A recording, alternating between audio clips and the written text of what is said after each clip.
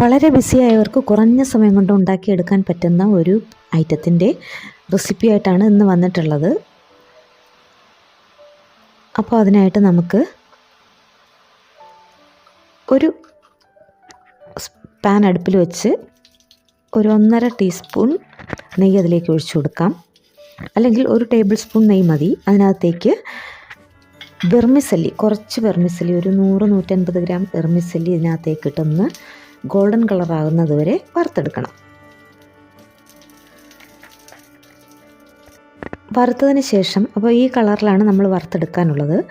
വറുത്തതിന് ശേഷം ഒരു പാൻ അടുപ്പിൽ വെച്ചിട്ട് അതിനകത്തേക്ക് 1/2 ലിറ്റർ പാൽ, 500 ml ആണ്, 1/2 ലിറ്റർ പാൽ ഒഴിച്ചു കൊടുത്ത് അതൊന്ന് തിളച്ച് വരുമ്പോൾ അതിനകത്തേക്ക് ഒരു 1/2 കപ്പ് കണ്ടൻസ്ഡ് മിൽക്ക് ഒഴിച്ചു കൊടുക്കണം. മധുരത്തിന് വേണ്ടിയിട്ടാണ്, പഞ്ചസാര ഇട്ട് കൊടുത്താലും മതി. കണ്ടൻസ്ഡ് മിൽക്ക് കയ്യിലില്ലാത്തവർക്ക് ഒരു 6 ടേബിൾ സ്പൂൺ പഞ്ചസാര ഇട്ട് കൊടുത്താൽ മതി. ഇപ്പോൾ കണ്ടൻസ്ഡ് മിൽക്ക് ഒഴിക്കുമ്പോൾ 1/2 കപ്പ് ഞാൻ അതിനകത്തേക്ക് ഒഴിച്ചു കൊടുക്കുന്നുണ്ട്.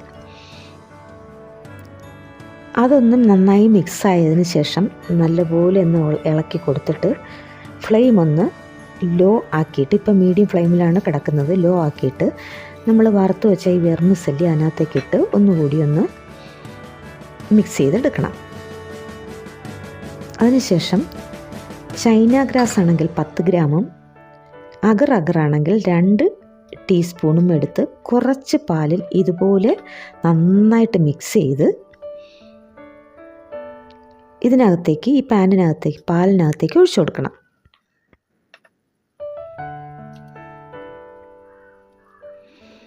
ഒഴിച്ചു കൊടുത്തതിന് ശേഷം നന്നായിട്ടൊന്ന് മിക്സ് ചെയ്യണം. അപ്പോൾ പാലിപ്പോൾ നന്നായിട്ട് തിളച്ച് വെന്ത് കിടക്കുവാണ്. അപ്പോൾ അതിനകത്തേക്കാണ് ഈ അഗർ നമ്മൾ മിക്സ് ചെയ്ത് ഒഴിച്ചു കൊടുത്തത്. ഇനി അതൊന്ന് അഗർ ഒഴിക്കുമ്പോഴത്തേക്കും പാല് നന്നായിട്ട് കുറുകി വരും. നന്നായിട്ട് കുറുകി വരുമ്പോഴത്തേക്ക് അതിനകത്തേക്ക് വേണമെങ്കിൽ ഏലക്കാപ്പൊടിയും അല്ലെങ്കിൽ വാനില എസൻസും ചേർത്ത് നമുക്കെടുക്കാം. അപ്പോൾ ഇപ്പോൾ നന്നായിട്ട് കുറുകിയിട്ടുണ്ട്. കുറുകി വരുമ്പോൾ നമുക്ക് ഇതിറക്കി ഒരു മോൾഡിലേക്ക് പകർന്നു വയ്ക്കാം. എളുപ്പമാണിത് ചെയ്യാൻ. പാലും അല്പം വെർമിസെല്ലിയൊക്കെ ഉണ്ടെങ്കിൽ ഇത് എളുപ്പം ചെയ്തെടുക്കാൻ പറ്റുന്ന ഒരു ഐറ്റമാണ്. അതുപോലെ ടേസ്റ്റിയാണ്, ഹെൽത്തിയുമാണ്. സമയമില്ലാത്തവർക്കൊക്കെ എളുപ്പം സ്നാക്സായിട്ടും ബ്രേക്ക്ഫാസ്റ്റായിട്ടും ഒക്കെ ഉപയോഗിക്കാൻ പറ്റുന്ന ഒരു ഐറ്റമാണ്. അപ്പോൾ പാൽ കുറുകി കഴിയുമ്പോൾ നമ്മളൊരു മോൾഡിൽ കുറച്ച് ഓയിൽ തടവിയിട്ട് അതിനകത്തേക്ക് ഒഴിച്ചു കൊടുക്കണം. എന്നിട്ടത് റൂം ടെമ്പറേച്ചർ ആകുന്നത് വരെ പുറത്ത് വയ്ക്കണം. അതിനുശേഷം ഒരു 3 മണിക്കൂർ എടുത്ത് നമ്മൾ ഫ്രിഡ്ജിൽ വെച്ച് തണുപ്പിക്കണം. അത് കഴിഞ്ഞ് എടുത്തതാണിത്. ഫ്രിഡ്ജിൽ വെച്ച് 3 മണിക്കൂർ കഴിഞ്ഞ് എടുത്തിട്ടുള്ളതാണ്. ഇനി നമുക്ക് മോൾഡിൽ നിന്ന് പതുക്കെ ഒന്ന് ഇളക്കിയെടുക്കാം.